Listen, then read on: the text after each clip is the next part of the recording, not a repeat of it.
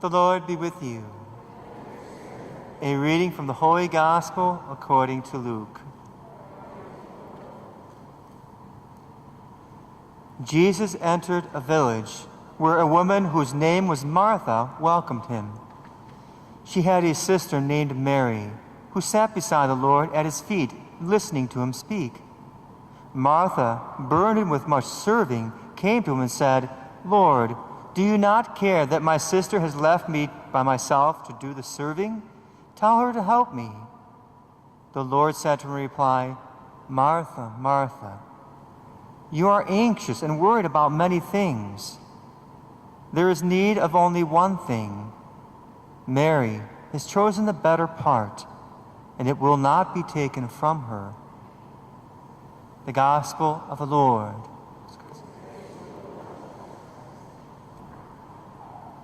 And Martha is very anxious. She's worried about many, many things.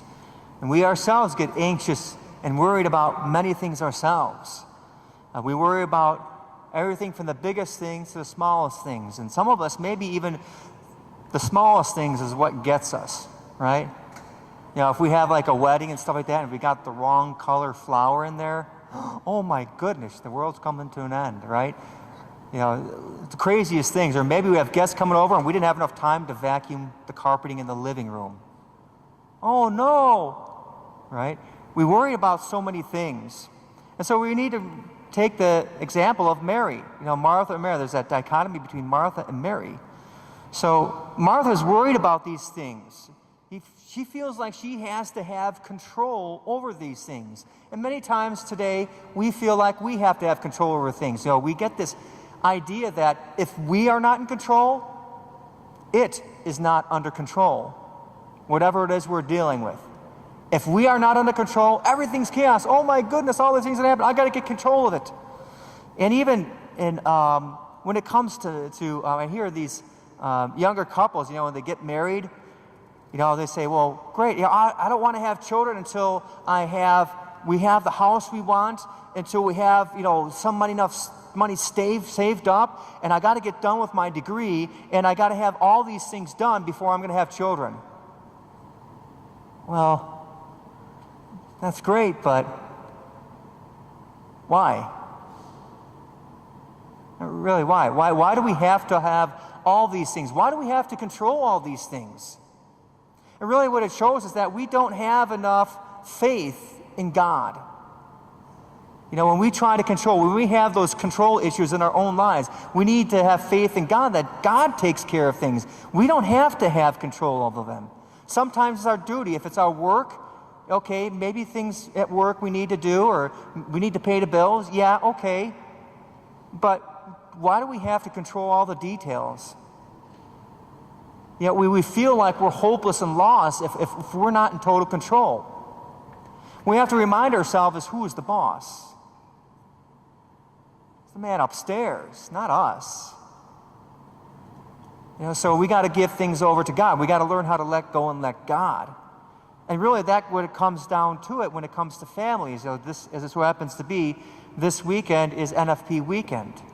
And, you know, so I'm just going to use that, NFP, contraception and all that. This is just an example of what we do in our lives. You know, so a lot of times we think we need to plan our family, we need to plan everything out, and we forget to have that trust in God. And then when we do that, we end up messing things up. And when we get our mitts into everything, that's when things go awry. And instead of doing things God's way, we do it our way, right? You know, one of the sayings, I'm sure you've heard of it, is, you want to make God laugh? Tell him your plans, right? I mean, we try to make our plans work out so often, and it never does. Nothing ever happens the way we think it's going to happen. So why do we set ourselves up? You know, we got our plans going on, it's going to be this, it's going to be that, and then something happens, and what happens? We're upset. Sometimes maybe we even get a little bit unchristian about things. Whether it's leaving the parking lot, you know, I want to be the first one out of the parking lot, it doesn't work. You know, it only happens with one person every time, right? And then we start honking the horn, giving everybody sign language and everything. Why do we set ourselves up for that? Why do we keep ourselves down? See, what Mary is doing here, right? Mary's chosen the better part. She's having faith in Jesus Christ. And now she's experiencing the freedom of simply abandoning herself to God. Whenever we have our plans and our ideas and wanting to do our will, that's when things never go right and we get agitated, and then we start doing things we regret to our loved ones. So that's the thing that always happens to us. And when it comes to like even the contraception, God could be having a plan for you to have a child, but you would never know it because you're not open to it. Just the same way as maybe God has another job for you. Maybe you're thinking, I'm going to have this job, and I'll have this, and this is set. And then you don't see this other job that God has in store for you that might be even better.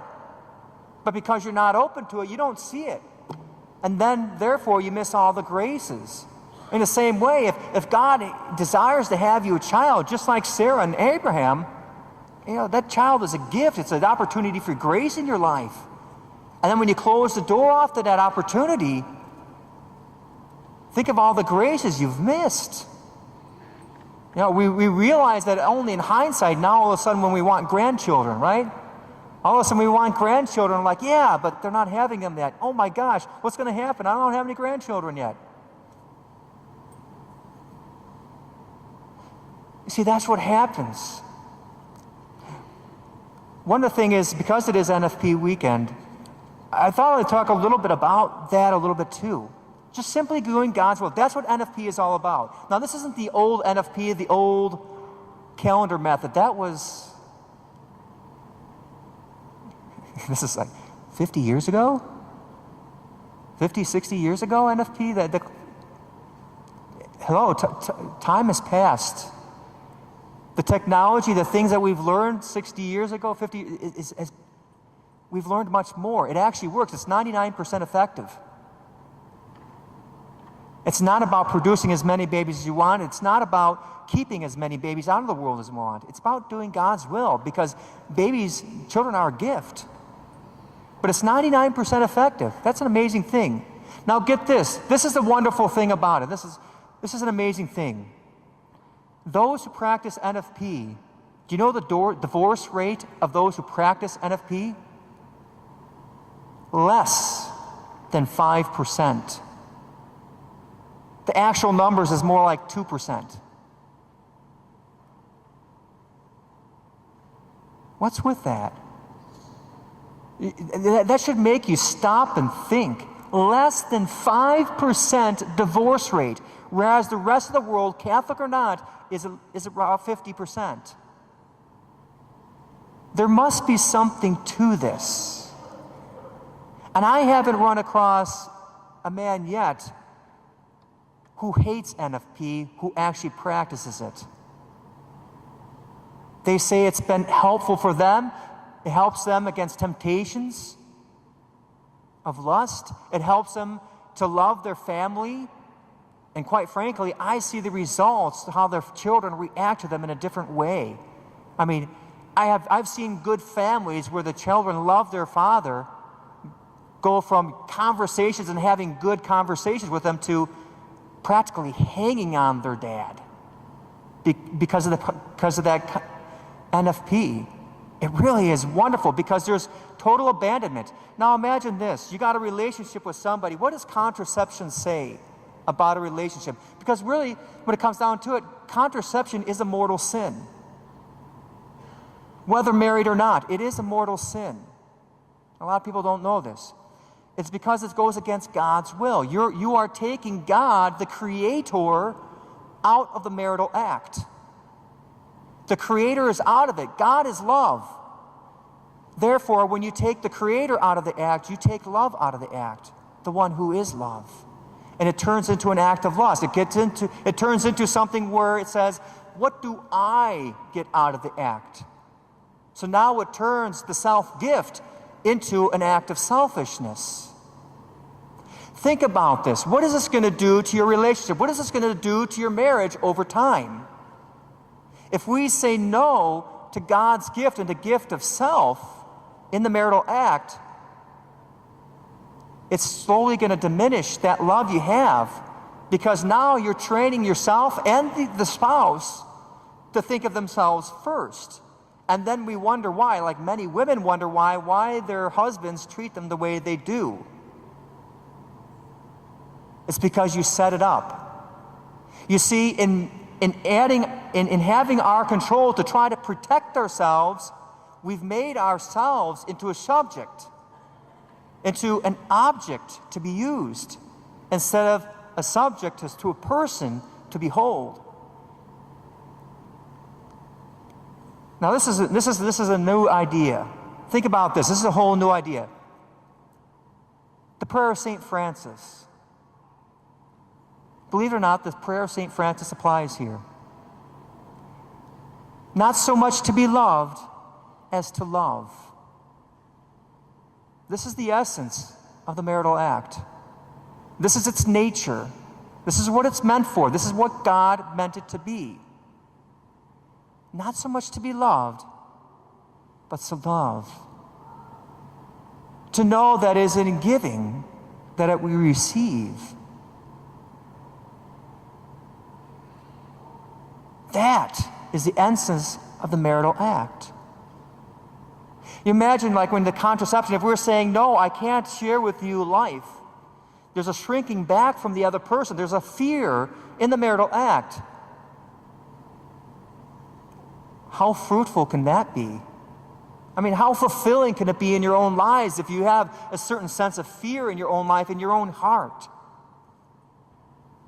You see, it keeps you from fulfillment. It keeps you from having that joy, that freedom that Mary is taking part of. And you're remaining a Martha. You're remaining a Martha, worried about all these things in the world. And of course, the world likes to prey on that. The world likes to say, no, you got to have everything planned. You got to have control. You got to do everything. You got to be, well, of course, to the woman, you got to be woman, right? You got to have control and exert your authority because the mean old people out there are trying to exert authority over you, right? That's what the world says. Therefore, you got to defend yourself. You got to defend yourself. Up goes the walls. You see how our lack of faith keeps us from the joy of Jesus Christ. Whether it's contraception or work or family or anything in our own lives. This isn't just about contraception. This is about everything. It applies to everything. It's universal. That's why we need to go to Jesus and go to his feet. Listen to him. Actually listen to him. And have faith in him that he is going to be there. He is the Lord of our lives. We like to think we are. It doesn't work that way. We can't control anything. We're lucky if we can control our emotions. Lucky if we can. We can't. We can't do anything. We're useless without him. That's why we go to him and we try to be that Mary. Now, to be that Mary is tough. It means real faith. And I'm not talking about human faith. I'm talking supernatural faith.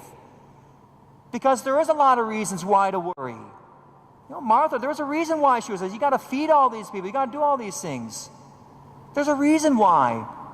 But then you got to take that step out in faith and say, you know what, Jesus, I am scared. I don't know what to do. But I'm going to take that step in faith and trust in you. Do your will. Your will be done, not my will be done.